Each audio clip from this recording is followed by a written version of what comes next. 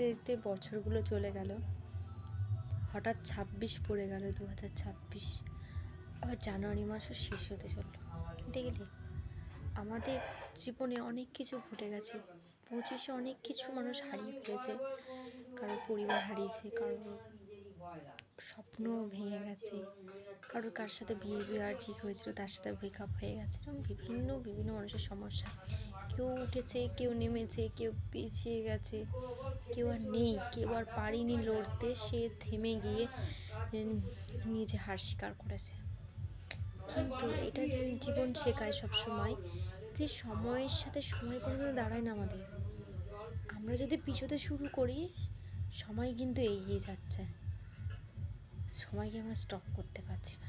তেমনই আমাদের lifestyle follow, আমাদের জীবনের প্রতিটা দিন, ঘন্টা, মিনিট, সেকেন্ড কেন আমরা মূল্যবান মনে করি, কেন আমরা সবসময় ঘড়ির টাইম দেখি। মানে আমরা কেউ ভাবে যে অর্থ সবটা, যে টাকার পেছনে দৌড়াচ্ছে সে টাকার পেছনেই দৌড়াচ্ছে, কিন্তু বুঝতে হবে সে দৌড়াচ্ছে ঠিকই টাকার পেছনে, তার মধ্যেও কিন্তু আছে সময়ের একটা ব্যাপার।